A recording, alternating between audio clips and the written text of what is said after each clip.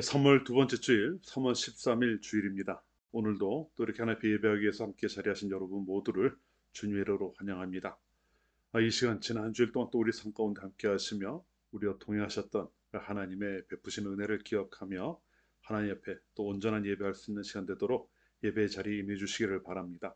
영과 진리로 예배하는 자를 찾으신다고 하셨던 그 하나님의 말씀 기억하면서 이 시간 우리의 전심을 다해 하나님 옆에 예배하기를 원합니다. 우리 다시 묵도함으로 3월 두 번째 주일 예배 시작하겠습니다.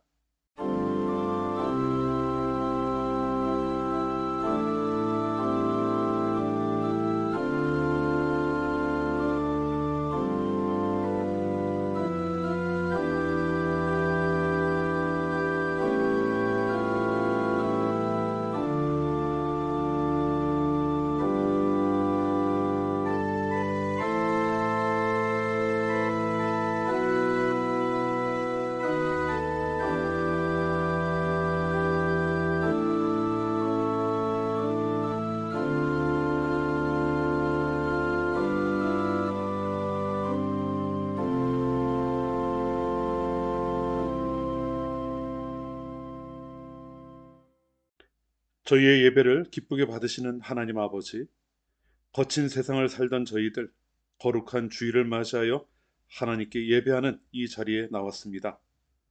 저희의 마음에 자리하고 있던 모든 걱정과 근심, 또 세상의 모든 무거운 짐을 내려놓게 하시고 이 시간 오직 하나님만을 기억하며 예배하게 하옵소서. 저희를 위해 십자가의 길을 걸으신 우리 주님께서 저희를 구원하셨음을 고백하며 감사하며 예배하오니 저희가 드리는 찬송과 경배를 받으시고 오늘도 하나님을 사모하는 모든 심령들에게 신령한 말씀과 충만한 은혜를 내리어 주시옵소서. 예수님의 이름으로 기원합니다. 아멘. 우리 함께 찬양합니다. 주를 위한 이곳에 함께 찬양하겠습니다.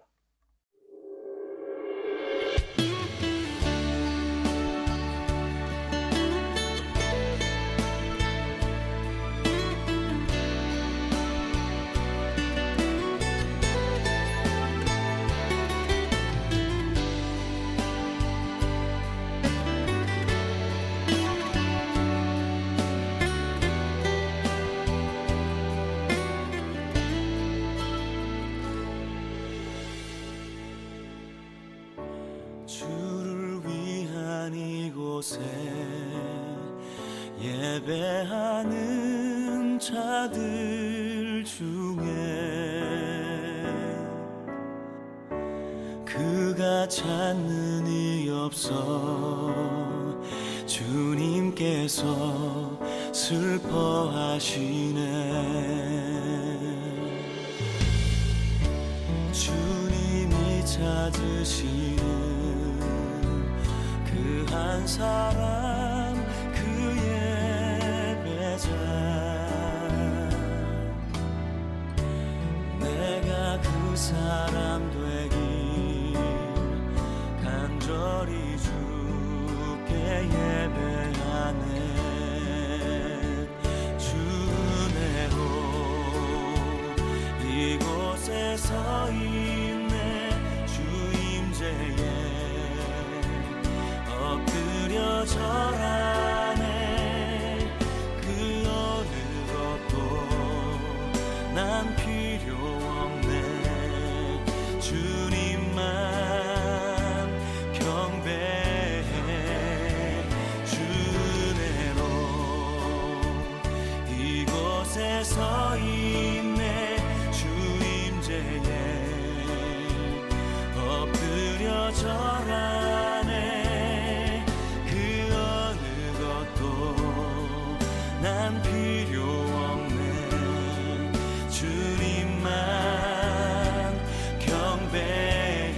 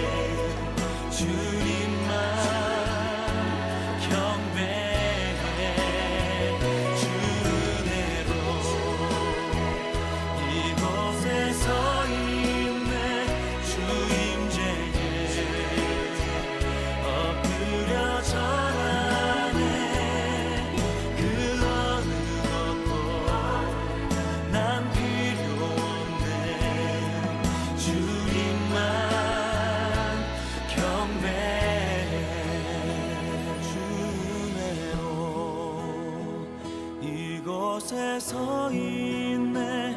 주 임재에 엎드려 절하네. 그 어느 것도 난 필요 없네.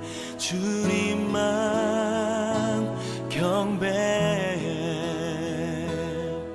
그 어느 것도 난 필요 없네.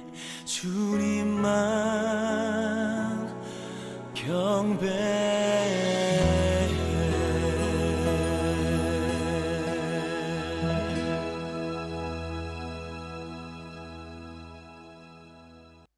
교동문 22번입니다. 교동문 22번을 함께 교독합니다. 교동문 22번입니다. 악을 행하는 자들 때문에 불평하지 말며 불의를 행하는 자들을 시기하지 말지어다.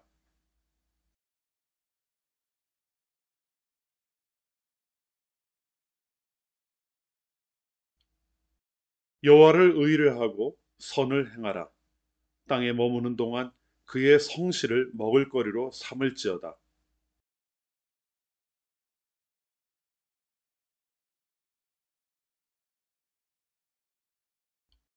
내 길을 여호와께 맡기라. 그를 의지하면 그가 이루시고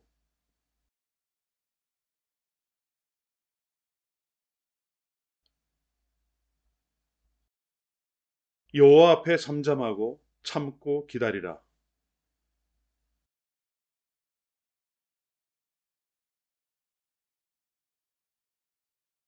분을 그치고 노를 버리며 불평하지 말라.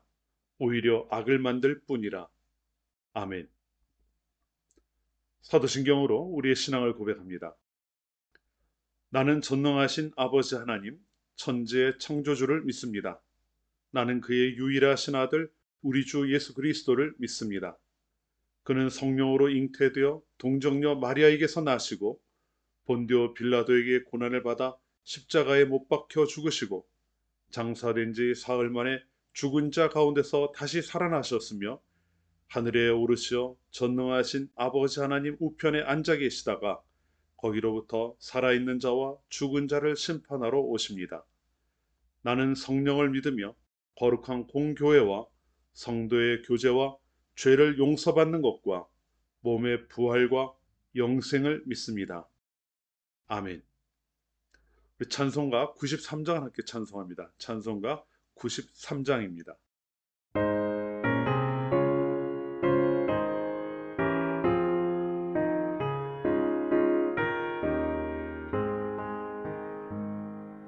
예수는 나의 힘이요 내 생명 되시니 구주 예수 떠나 살면 죄 중에 빠지니 눈물이 앞을 가리고 내 맘에 근심 쌓이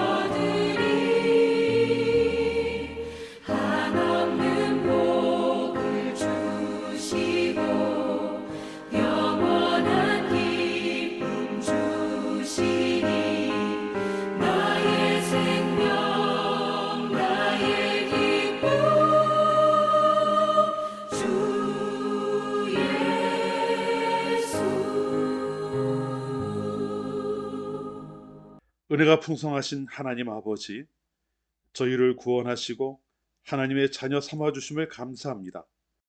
또한 하나님께서 택하시고 자녀 삼으신 저희들에게 날마다 은혜로 채워 주시고 각자의 삶을 예비하신 길로 인도하여 주심도 감사합니다. 이 시간 다시 한번 하나님의 은혜 가운데 서게 하시고 하나님을 예배하는 이 시간 저희가 하나님을 예배하기에 부족함이 없는 성결함을 덧입게 하여 주시옵소서. 하나님 아버지, 저희를 구원하셔서 하나님의 자녀 삼으신 그 하나님께서는 저희에게 하나님께서 거룩하신 것처럼 거룩하라고 말씀하셨습니다. 하나님의 말씀을 기억하며 항상 그 말씀을 따라 살아가기를 원합니다. 하지만 저희의 의지만으로 감당할 수 있는 것이 아님을 고백하오니 오직 성령께서 함께하여 주시고 힘을 주셔서 하나님의 능력으로 붙잡아 주셔서 하나님의 사람답게 살아갈 수 있게 하시고 하나님께서 기대하는 삶의 모습을 만들어갈 수 있도록 인도하옵소서. 세상 가운데 살아가지만 세상이 가치를 두는 것을 맹목적으로 쫓는 것이 아니라 성도로서 하나님의 뜻을 분별하며 살아가기를 원합니다. 각자에게 지혜를 주셔서 행할 길을 분별할 수 있게 하시고 악과 타협하지 않을 수 있게 하옵소서. 언제나 말씀을 가까이 하여 하나님의 뜻을 깨달아가는 성도들이 되게 하시고 늘 깨어 기도하며 하나님의 음성을 듣는 성도들이 되게 하옵소서. 그리하여 성도들이 성도답게 살아가게 하시고 그러한 삶의 모습을 통해 하나님의 영광을 이 세상 가운데 드러내며 이 세상 가운데 선한 영향력을 끼치는 그러한 성도들이 되게 하여 주옵소서. 하나님 아버지, 저희가 사순절 두 번째 주일을 맞았습니다. 저희를 위해 십자가의 길을 걸으신 예수 그리스도의 사랑으로 저희가 구원의 반열에 서게 되었음을 분명히 깨달아 알게 하시고 그렇게 받은 그 사랑과 은혜가 얼마나 귀한 것인지를 고백하는 성도들이 되게 하옵소서. 저희의 구원이 그리스도께서 생명을 대가로 치른 것임을 잊지 않게 하시고 이제는 구원받은 자로서 어떻게 살아가야 할 것인지를 알아가는 그러한 시간을 갖게 하옵소서. 무엇보다 우리 주님께서 보여주셨던 희생과 순종을 통하여 그 순종의 모습을 통하여 저희의 마음에 새기게 하시고 이제는 저희도 하나님의 뜻에 순종하여 이 세상 가운데서 그리스도께서 행하신 그 길을 따르기를 원합니다. 저희를 붙잡아 주시고 주님을 따르기 위해 무엇을 해야 하는지를 고민하며 또 찾아가는 성도들이 되게 하여 주시옵소서. 하나님 아버지, 참혹한 전쟁의 현장을 위해 기도합니다. 병원에서 죽어가는 어린아이들에 대한 이야기를 들었습니다. 나라를 지키기 위해 총을 들고 전선으로 나서야만 하는 사람들의 이야기도 들었습니다. 아무런 악감정이 없었음에도 불구하고 전쟁터로 내몰리는 사람들까지 그들 한 사람 한 사람의 모든 귀한 생명임을 기억하여 주시옵소서. 하나님, 얼마 되지 않는 사람들의 욕심과 오판으로 그 생명들이 헛되이 쓰러져가는 그 현장을 기억하여 주시고 그 땅에서 일어나는 비극을 더 이상 방치하여 두지 마시옵소서. 속히 모든 것이 마무리되게 하시고 더 이상 이러한 비극이 이 땅 가운데 없도록 하나님께서 능력 가운데 행하여 주시옵소서. 하나님 나라가 이 땅에 이루어지기까지 그 나라를 위해 기도하는 저희들이 되어야 하겠습니다. 성도들이 하나님께서 이루시겠다고 약속하신 그 나라를 소망하며 항상 깨어 기도하게 하시고 그 기도 가운데 살아계신 하나님을 향한 믿음이 날마다 성장해 갈 수 있도록 인도하옵소서. 이 시간 저희에게 말씀을 주셨습니다. 말씀을 받을 때 그 말씀을 통하여 저희가 하나님의 뜻을 깨달아 아는 시간이 되게 하시고 저희와 함께 하시며 저희와 동행하신 하나님을 발견하는 자리가 되게 하옵소서. 저희의 예배 가운데 함께 하시고 모든 순서를 통하여 홀로 영광 받으시기를 간절히 소원하오며 예수님의 이름으로 기도합니다. 아멘.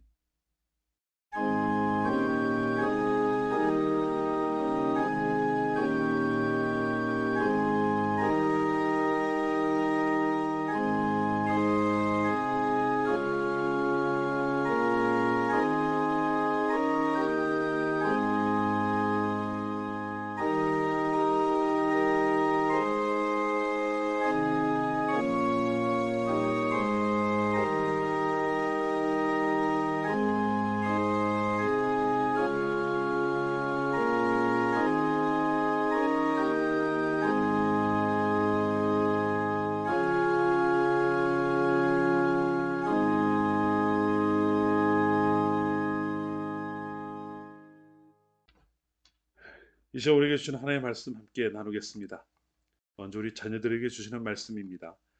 창세기 12장 1절부터 9절까지의 말씀입니다. 창세기 12장 1절부터 9절까지의 말씀을 함께 봅니다. 우리 주신 말씀을 같이 읽겠습니다. 여호와께서 아브라함에게 이르시되 너는 너의 고향과 친척과 아버지의 집을 떠나 내가 네게 보여줄 땅으로 가라.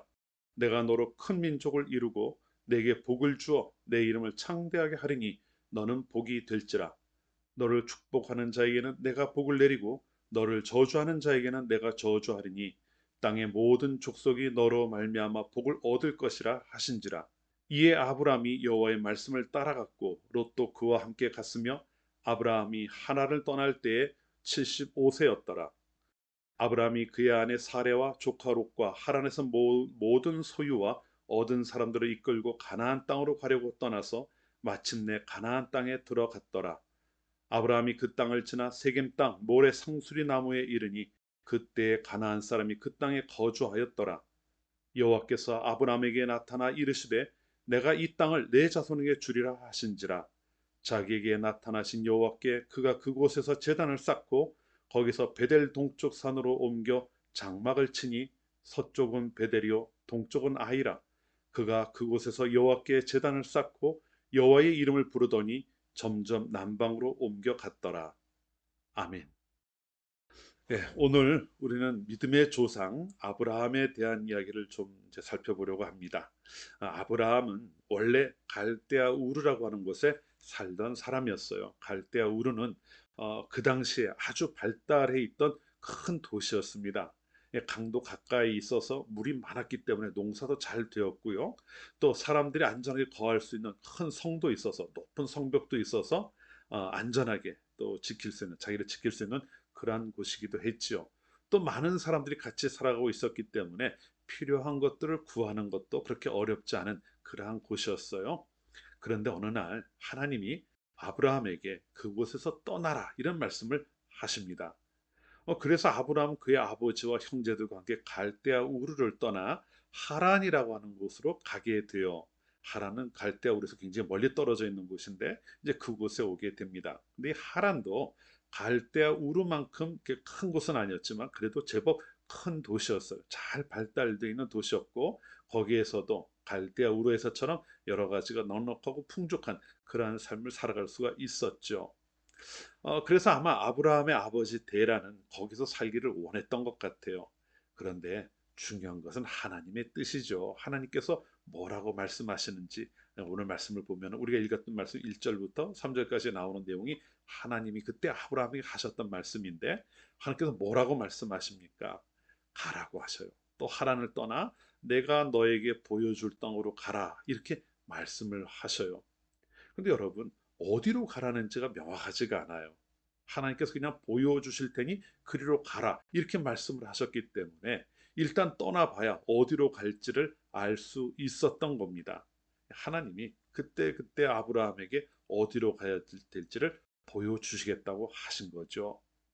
아브라함이 그 말씀을 들어요. 하나님의 그 말씀을 듣고 다른 형제들은 그곳에 다 머물러 있겠다고 했지만 아브라함은 그곳을 떠납니다. 그리고 부인 사레와 조카 롯만 데리고 그곳을 떠나요. 그래서 그림에서 한번 보죠. 이 아브라함이 이런 길을 걸어서 이제 하나님께서 말씀해 주신 그곳을 향해 가려고 길을 나섰던 거예요. 근데 길이 이렇게 지금처럼 잘 만들어져 있는 곳이 아니에요. 그냥 광야죠. 아무것도 없는 그러한 곳을 계속 걸어서 하나님 말씀하신 곳까지 가야 했던 거예요. 그 가는 길이 얼마나 힘들었겠어요. 길도 없고 그래도 우리가 그림에서 보는 여기는 평평하기로 하지만 때로는 강도 건너야 됐을 거고 때로는 높은 언덕도 넘어가야 하는 그러한 과정을 지나갔을 거예요. 그렇게 열심히 길을 걸어서 아브람과 또 그의 가족들이 도착한 곳은 가나안이라고 하는 곳이었습니다. 그런데 여러분 가나안이라고 하는 곳은 앞에 있었던 갈대아 우르나 하란과 비교해 보면 어떤 곳이었을까요? 전혀 다른 곳이었어요. 커다란 도시가 있는 것도 아니었고 농사가 잘 되는 땅이 많은 것도 아니었어요. 사람들이 살기는 살지만 이곳저곳 흩어져 살았기 때문에 큰 성이 만들어질 수도 없었죠. 살기가 여러 가지로 불편했던 거예요. 게다가 그것만이 전부가 아니라요. 아브라함이 또 양이나 소 같은 걸 기르면서 살았는데 그러한 것들을 빼앗으려 오는 사람들도 있을 수 있는 그런 위험한 곳이기도 했던 거죠. 그러면 여러분 생각해 보세요. 아주 좋은, 살기 좋은 곳에 있다가 정말 살기 안 좋은 곳으로 가야 했던 거잖아요. 아브라함은 왜 그리로 가야 했을까요? 다른 이유가 아니에요. 하나님께서 그 길을 가라고 말씀하셨기 때문에 아브라함은 그 좋은 갈대아 우르나 하란이라고 하는 것을 버리고 사실 거기에 비하면 살기 안 좋은 가나안으로 오게 된 겁니다. 그러면은 궁금해지죠? 왜 하나님은 그렇게 좋은 곳에 잘 살고 있던 아브라함을 그 먼 곳, 또 그렇게 살기도 불편한 가나안으로 가라고 하셨을까요? 거기엔 이유가 있어요. 우리가 오늘 함께 생각하고 기억해야 될 그런 이유예요. 자, 도시에서 사는 사람들, 갈대아 우르나 하란에서 사는 사람들은요, 자기들이 안전하게 살아갈 수 있게 해주는 것이 성벽이라고 생각을 했어요. 그래서 성을 높게 쌓아 올리면은 적이 쳐들어와도 우리는 안전할 거다. 이렇게 믿었던 거예요. 그러니까 열심히 성을 쌓았죠. 그런데 하나님은 무엇을 원하셨을까요?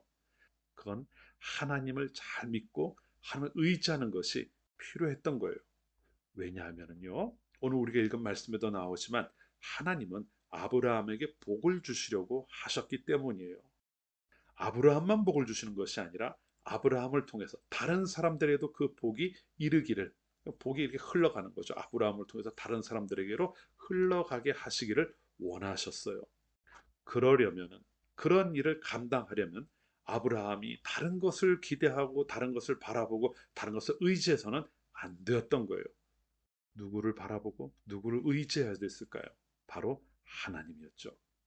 그런데 갈대아 우르나 이런 곳에서는 하나님을 바라보다가도 성벽을 바라보면서 거기에 마음을 빼앗기기도 하고요. 또 많은 밭에서 자라는 곡식들을 바라보면서 거기에 마음을 빼앗기기도 했거든요.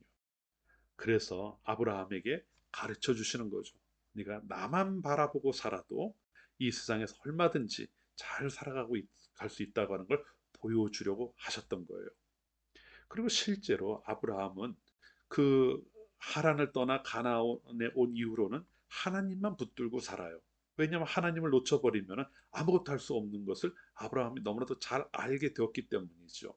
그래서 우리가 아브라함을 가리켜서 믿음의 조상이라고 부르는 겁니다.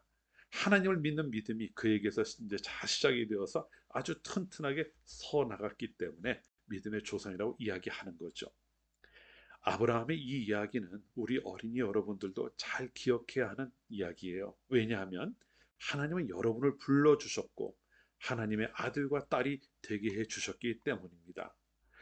그래서 아브라함이 그랬던 것처럼 하나님은 우리들에게 하나님을 잘 믿고 하나님만을 의지하며 살아가기를 원하셔요.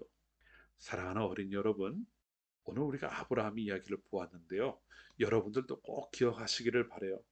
우리가 이 세상을 살면서요, 하나님을 의지하고 하나님이 나의 도움이 되신다고 하는 것을 결코 잊어버려서는 안 된다는 겁니다.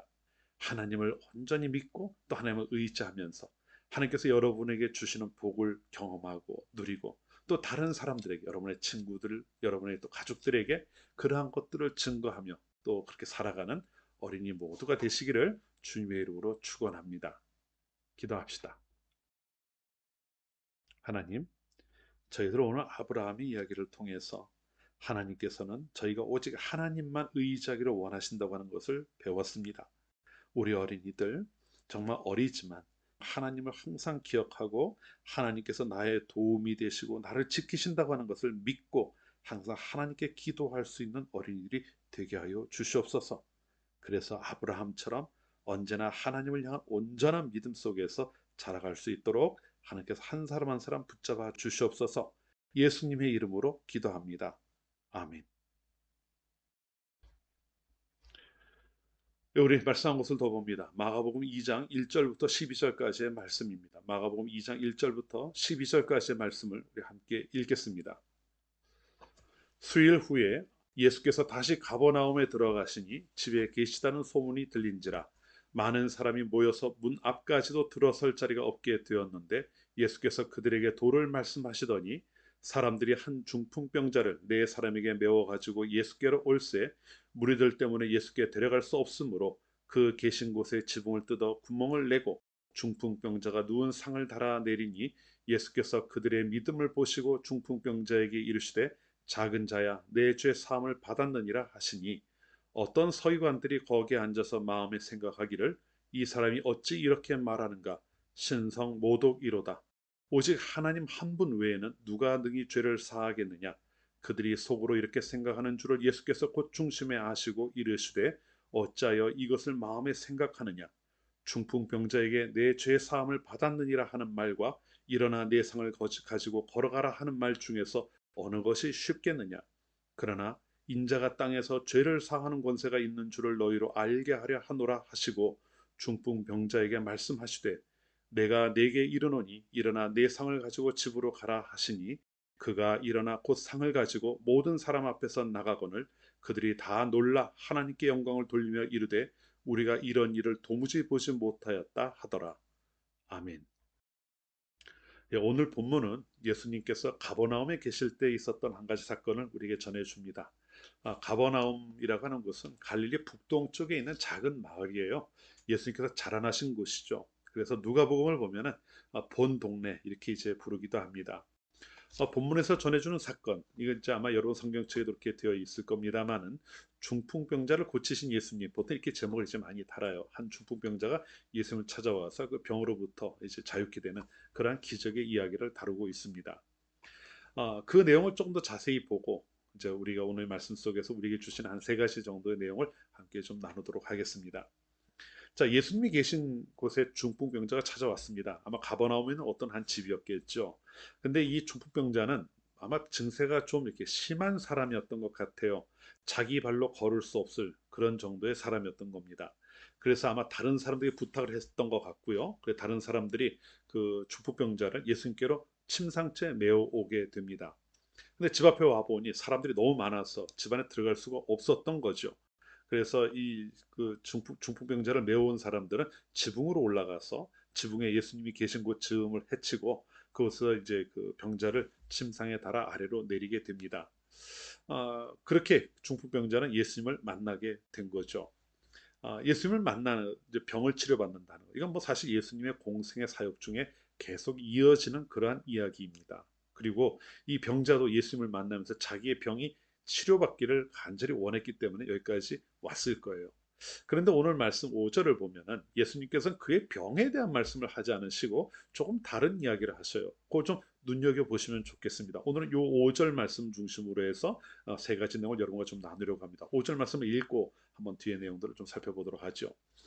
예수께서 저희의 믿음을 보시고 중풍병자에게 이르시되 소자야 내 죄사함을 받았느니라 하시니 예수님이 그 중풍병자에게 하신 이야기 있죠. 내 죄사함을 받았느니라.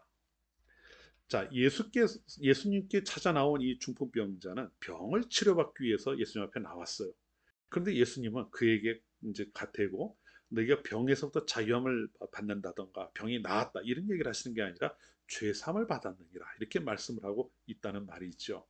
자, 그럼 이 5절 안에 있는 내용들 우리가 이걸 통해서 무엇을 좀 보아야 하는지 한 세 가지 정도를 좀 여러분과 나누고자 합니다. 자, 첫 번째는요.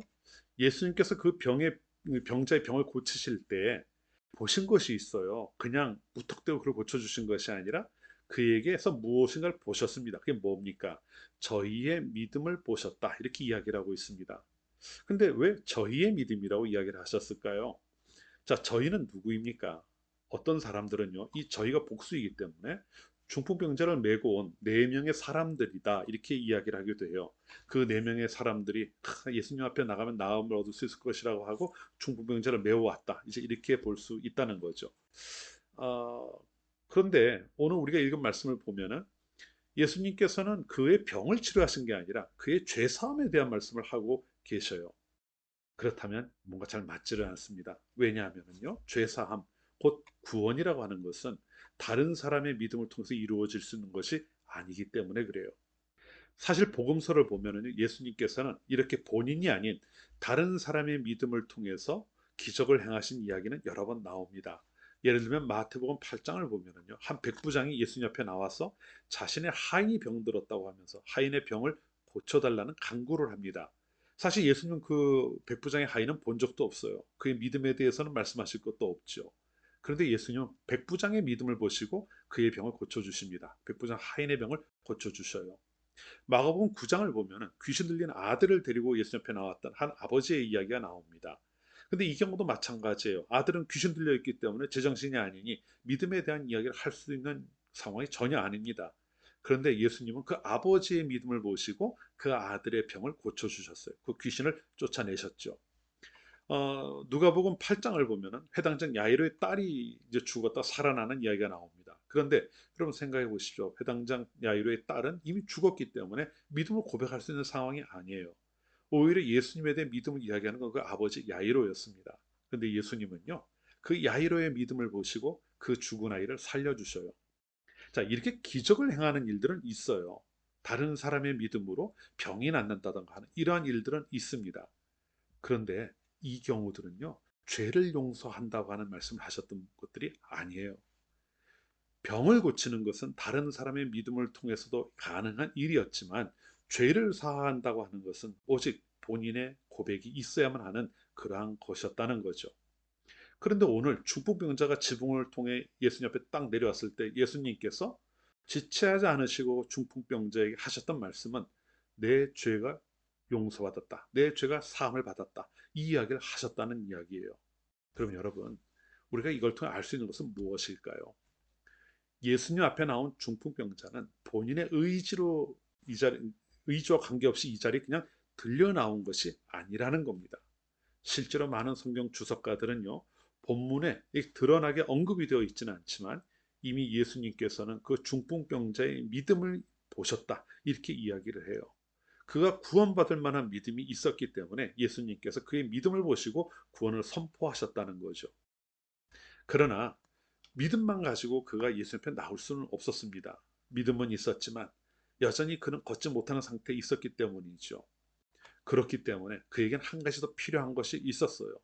믿음이 구체적인 삶 가운데 나타난 어떤 역사로 이제 이루어지기 위해서는 한 가지 더 필요한 것이 있었다는 거죠. 그게 뭘까요? 바로 예수님을 만나야 한다고 하는 간절함이었습니다.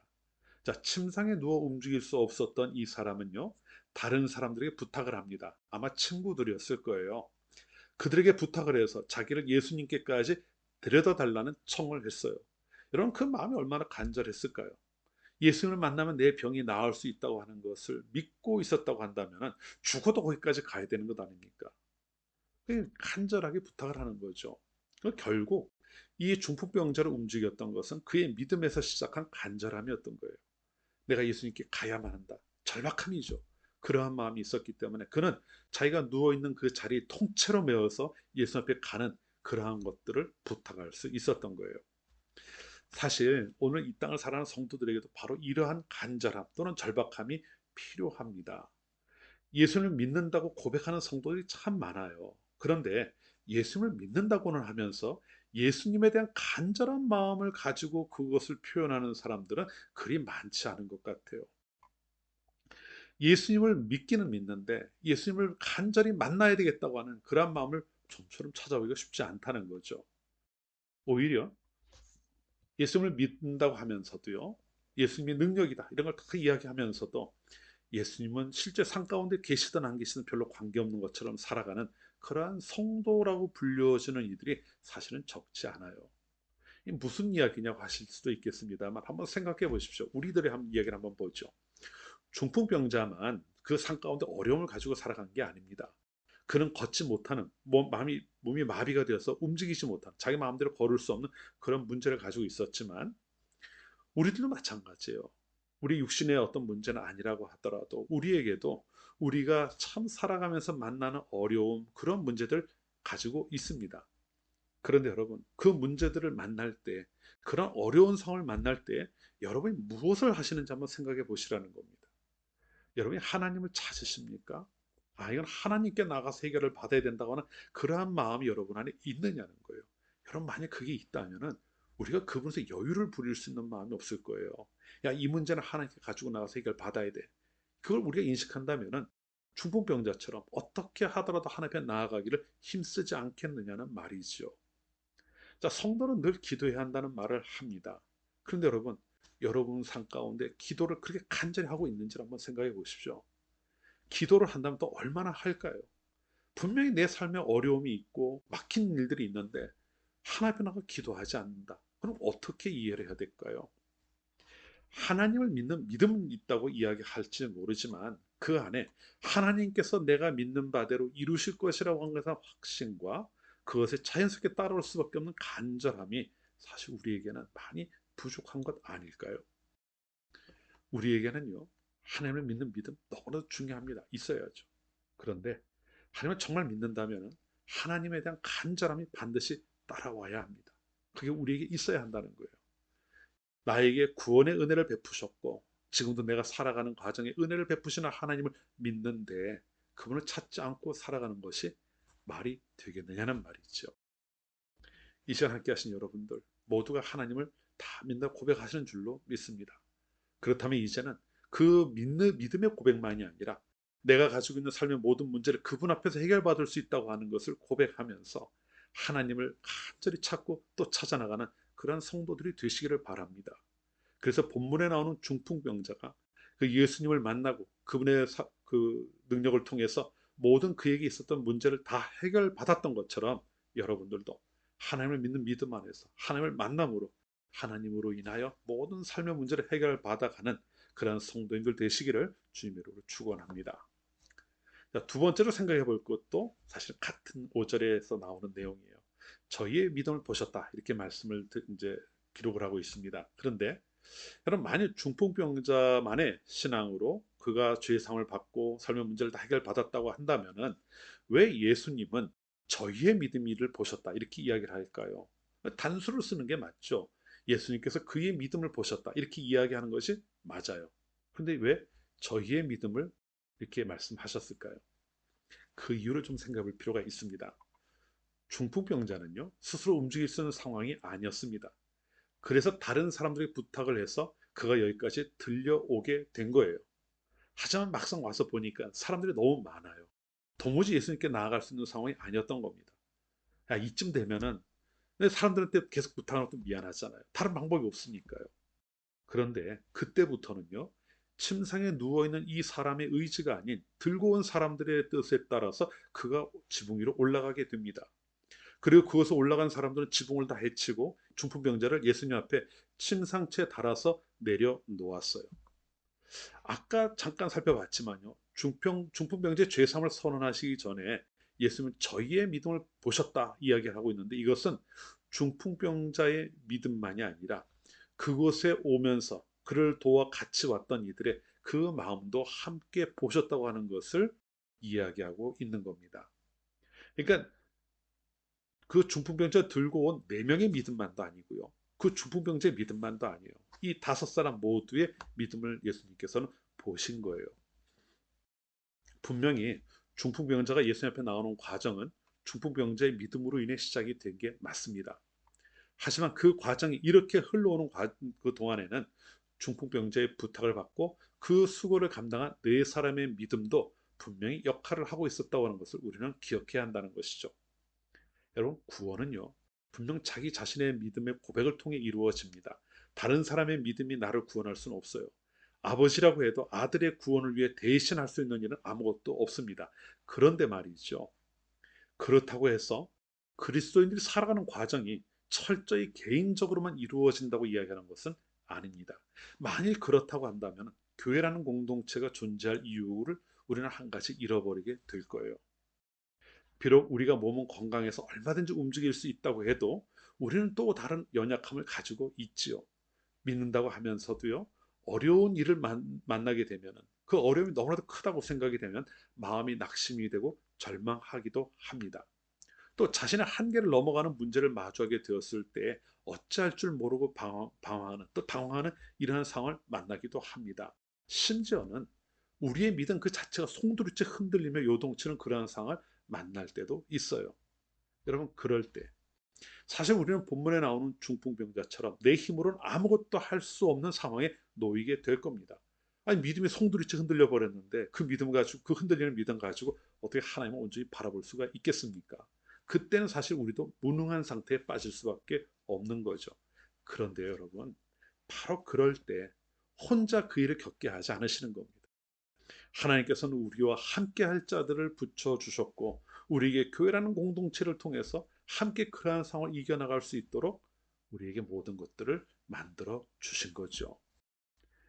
구원은 분명 개인의 믿음으로 얻는 것이 맞아요. 하지만 그 구원을 받은 이들이 그 이후에 행하는 믿음의 길을 가는 것은 결코 혼자 가는 것이 아닙니다. 아니, 구원의 자리에 나갈 때조차도 우리는 이 네 명의 친구들처럼 우리를 돕고 옆에서 우리를 지탱해 줄 누군가가 필요할지도 몰라요. 고백은 내가 할지 몰라도 그 길을 걸어가는 과정에 우리와 함께 갈 이들이 필요할 수 있다는 겁니다. 그것이 우리에게 하나님께서 믿음의 동지들을 허락하신 이유이고요. 우리가 서로를 돕고 또 도움을 받으면서 그 일을 걸어가게 하신 이유이기도 합니다. 여러분, 이거는요, 그 사람의 믿음이 좋으냐 나쁘냐의 문제가 결코 아닙니다. 우리의 믿음은 요동쳐요. 오락내리락 하며 가죠. 그렇기 때문에 우리에게 역할이 고정되어 있지 않습니다. 지금은 내가 도울 수 있는 자리에 있는 것 같지만 다음 순간 내가 도움을 받아야 하는 처지에 놓일 수도 있는 것이죠. 지금은 내가 영적인 상태가 아주 건강해서 다른 사람의 짐을 다 지고도 걸어갈 수 있는 것 같아 보여요. 하지만 어떤 순간이 되면 내가 그 모든 걸 다 잃어버리고 나는 아무것도 할 수 없다고 한탄하는 상황을 만날 수도 있다는 겁니다. 그럴 때면 우리의 역할이 서로 바뀌게 되겠죠. 근데 중요한 건 이거예요. 혼자 힘으로 우리의 삶을 살아가라고 말씀하시는 것이 아니라는 거죠. 서로를 돕고 서로를 세워나가서 모두가 다 온전하게 하나님 앞에 나올 수 있게 하시기 위해 우리에게 믿음의 동지들을 허락해 주셨다고 하는 사실을 우리는 기억해야 한다는 말씀입니다. 오늘은 우리가 온라인으로 예배를 하기 때문에 우리 옆에 좌우에서 예배하는 이들을 서로 볼 수는 없습니다. 하지만 여러분, 한번 눈을 감고 생각해 보십시오. 여러분 늘 예배할 때 좌우에 앉아 계시던 분들, 또 앞뒤에 앉아 계시던 분들이 있었을 겁니다. 그들의 얼굴을 한번 떠올려 보십시오.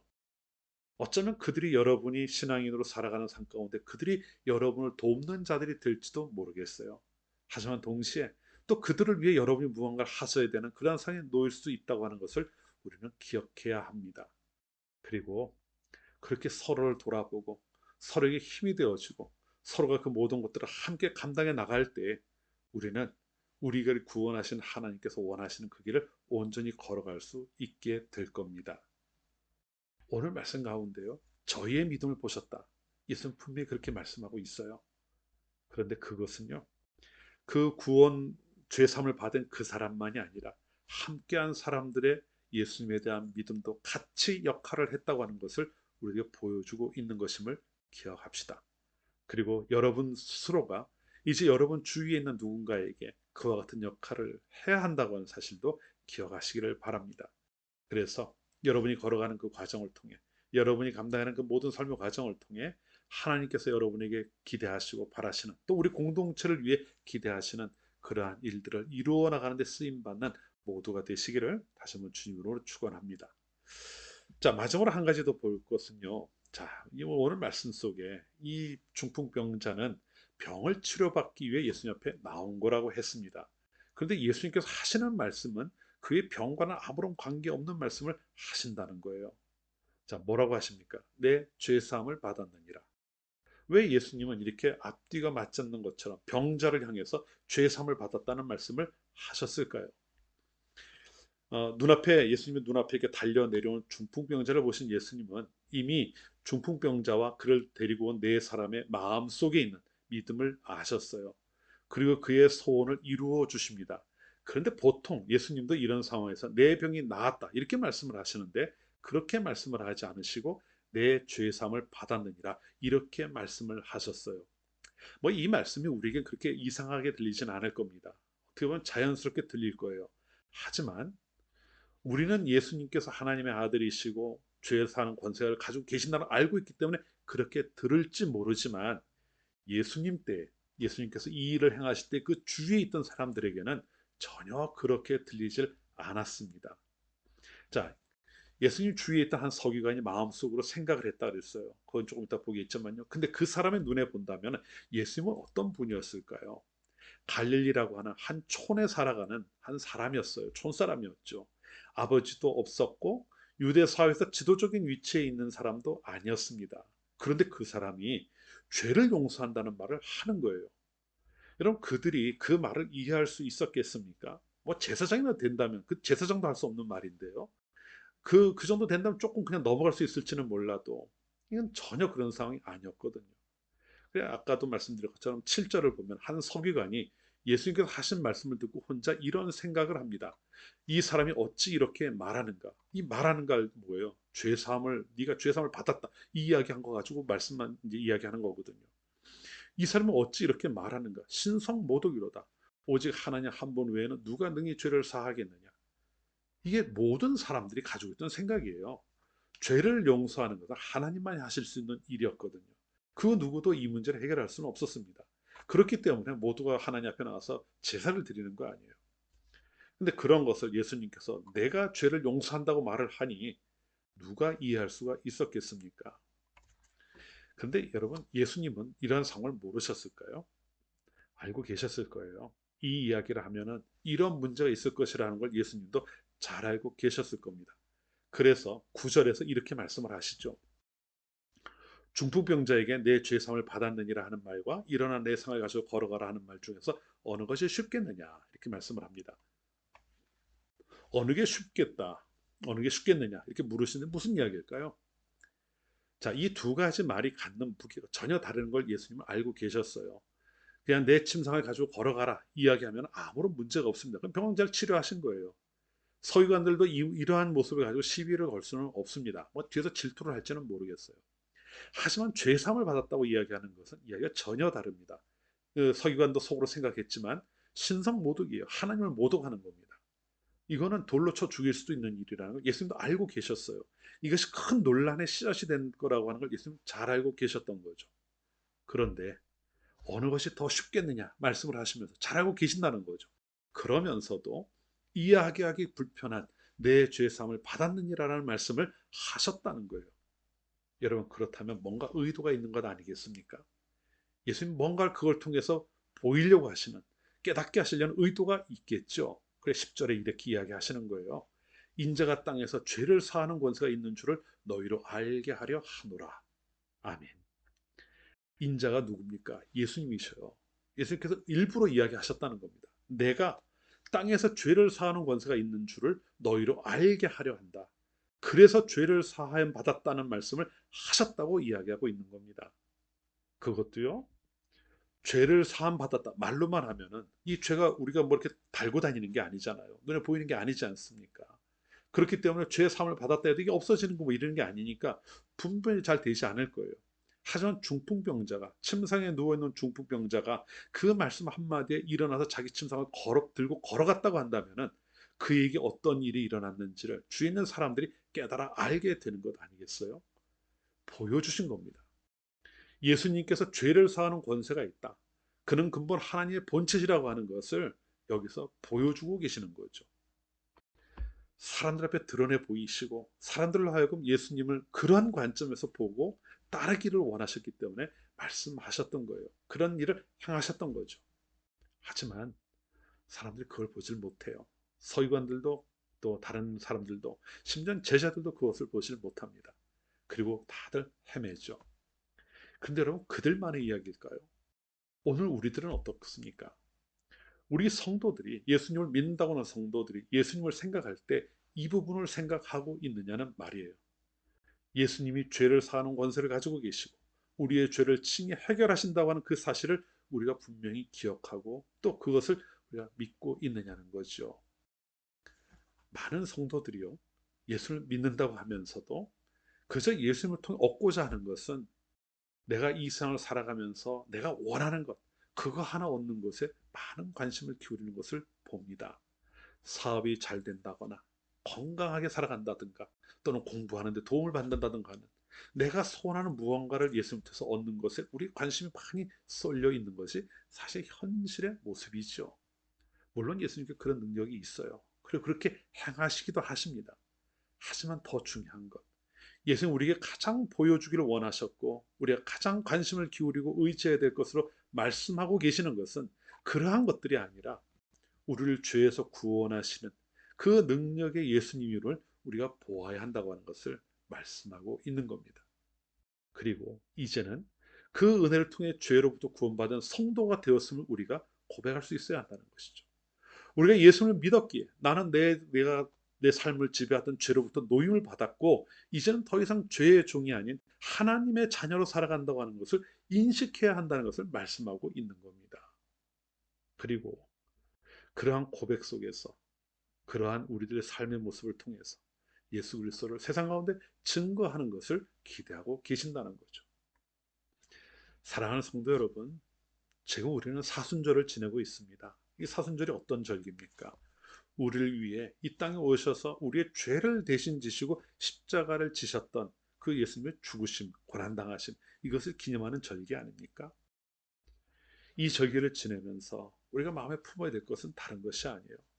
죄를 사하는 권세를 가진 예수님이 이 땅 가운데 오셨고 그분을 통해 하나님께서 작정하신 구원의 역사를 이루셨다고 하는 것을 우리는 기억하는 겁니다. 그리고 내가 바로 그 은혜를 받은 자임을 고백하는 거죠. 그리고 이제는 그렇게 구원받은 자리에 섰으니 어떻게 해야 되겠습니까? 하나님 나라에 대한 소망을 가지고 이제는 하나님의 뜻을 따라 순종하며 살아가는 성도가 되어야 되지 않겠습니까? 죄를 사하는 권세를 가진 예수님을 통해 우리는 하나님의 자유라고 하는 삶의 자리에 초대를 받은 겁니다. 그 은혜를 누립니다. 그 은혜를 누리며 살아가야 합니다. 그러면서 동시에 죄로부터 자유케 된 그 감사와 감격을 잃지 않고 이제는 세상 가운데 증거하며 살아가는 성도들이 되어야 될 줄로 믿습니다. 오늘 함께 하신 여러분 모두가 정말 이 사순절 기간을 지내면서 하나님께 받은 은혜가 무엇인지, 예수님께서 우리를 위해 찾아오신 그 의미가 무엇인지를 분명히 기억하고 그것으로 인하여 감사하며 하나님께서 우리의 기대하시는 뜻을 이루어 나가는데 충실하게 살아가는 그 부르신 가운데 온전하게 행하는 모두가 되실 수 있기를 다시 한번 주님의 이름으로 축원합니다. 기도합시다. 하나님, 예수님께 나아가서 자신의 문제를 해결받을 수 있음을 믿었기에 간절한 마음을 가졌던 중풍병자의 이야기를 나누었습니다. 저희들도 하나님의 은혜로 살아가는 자들임을 기억하고 하나님에 대한 간절함을 잃지 않게 하옵소서. 또한 그를 도와 예수님께로 나올 수 있게 했던 4명의 사람들처럼 저희들도 하나님 앞에서 서로를 세워나가는 믿음의 공동체의 일원이 되게 하옵소서. 특별히 사순절을 지내고 있습니다. 죄사함의 권세를 가지신 예수님께서 저희를 위해 이루신 구원의 은혜를 잊지 않는 모두가 되게 하시고 그 일을 이루신 주님의 크신 사랑을 마음속 깊이 되새기며 기쁨과 감사로 이 사순절을 지낼 수 있도록 인도하여 주시옵소서. 예수님 이름으로 기도합니다. 아멘. 우리 찬송가 287장 함께 찬송합니다. 찬송가 287장입니다.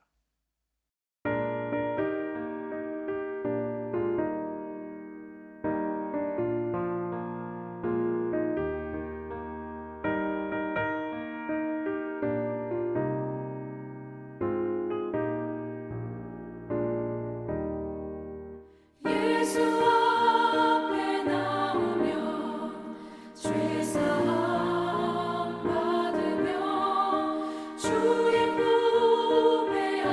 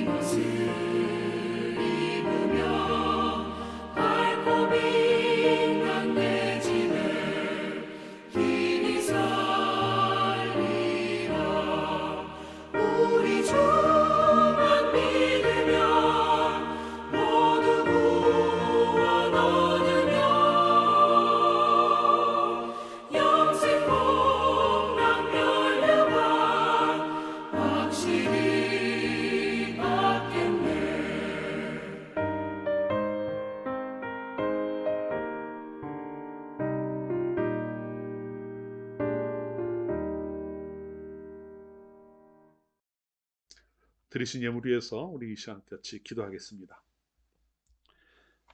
하나님, 지난 한 주일간 저에게 베풀어 주신 은혜를 기억하며 하나님께로부터 받은 것들 중에 구별하여 예물을 드립니다. 정성껏 드리는 이들의 예물을 기쁘게 받아주시고 하나님의 나라를 위해 합당하게 사용하게 하여 주시옵소서. 앞으로 한 주간 하나님께서 허락하신 세상에서의 삶을 하나님께 다시금 맡겨드립니다. 하나님께서 예비하신 선한 길로 인도하여 주시고 다음 주일 아버지 앞에 나올 때에는 더욱 많은 감사의 제목을 가지고 나올 수 있도록 한 사람 한 사람 동행하여 주시옵소서. 예수님 이름으로 기도합니다. 아멘. 내 평생 사는 동안 우리 함께 찬양하고요. 축도함으로 예배의 모든 순서를 마치겠습니다. 내 평생 사는 동안 찬양합니다.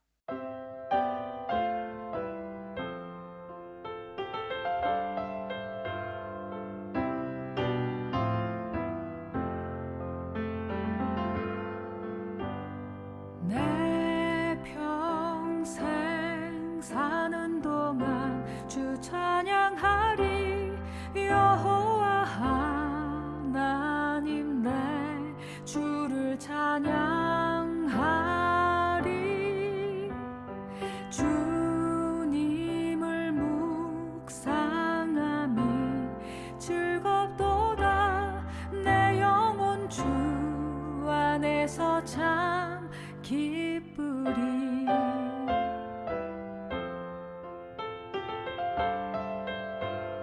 내 평생 사는 동안 주 찬양하리. 여호와 하나님 내 주를 찬양하리.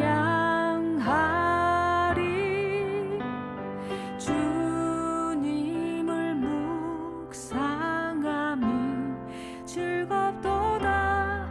내 영혼 주 안에서 참 기쁘리. 내 영혼아 주님을 송축하라.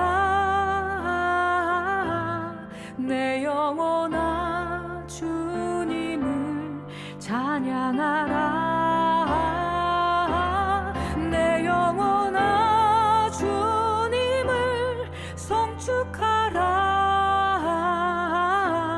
내 영혼아 주님을 찬양하라.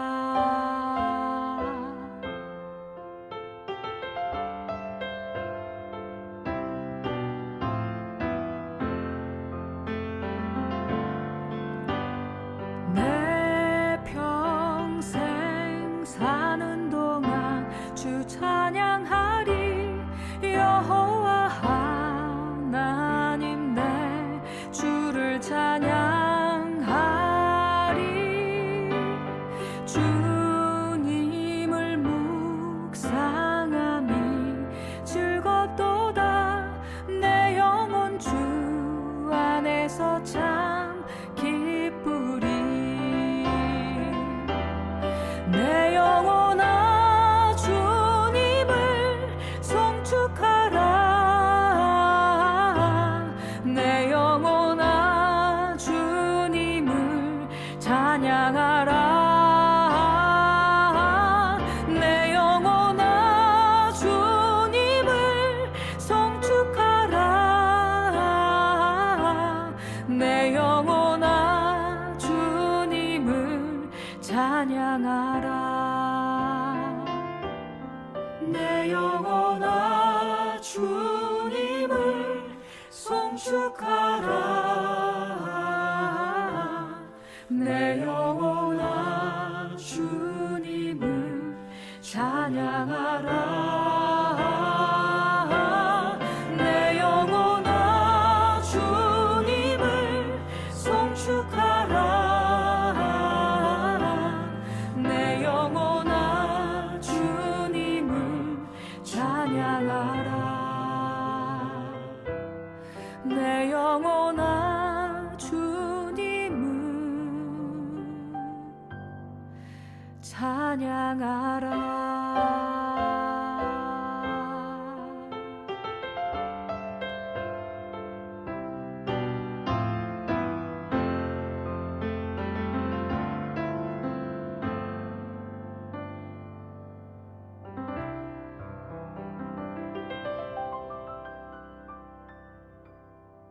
우리의 죄를 대신 지시고 십자가의 길을 걸으신 우리 주 예수 그리스도의 은혜와 우리를 당신의 자녀 삼아 주신 하나님의 그 크신 사랑하심과 하나님의 사랑을 깨달아 알게 하시는 성령의 교통하심이 언제나 은혜 베푸시는 하나님을 기억하며 그 은혜를 향한 간절함을 가지고 살아가는 하나님의 모든 자녀된 이들과 이 시간 함께 예배하며 그리스도의 몸된 교회를 온전히 세우기 위하여 힘쓰며 살아가기를 다짐하는 모든 하나님의 자녀들 가운데 항상 함께 하시기를 간절히 축원하옵나이다.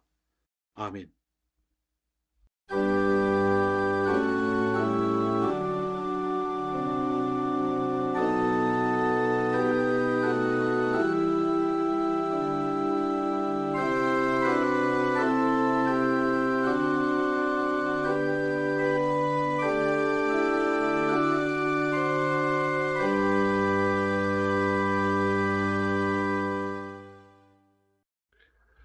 예, 3월 두 번째 주일 예배 모두 마쳤습니다. 하나님의 인도하신 가운데 항상 함께 하시기를 바라고요. 특별히 사순절 기간 우리 주님의 그 베푸신 은혜, 사랑 또 깨달아하는 기쁨도 누리시기를 바랍니다. 한 주일 동안 주님과 평안한 가운데 또 지내시고 다음 주일 건강한 모습으로 다시 뵙겠습니다. 샬롬. 주의 교회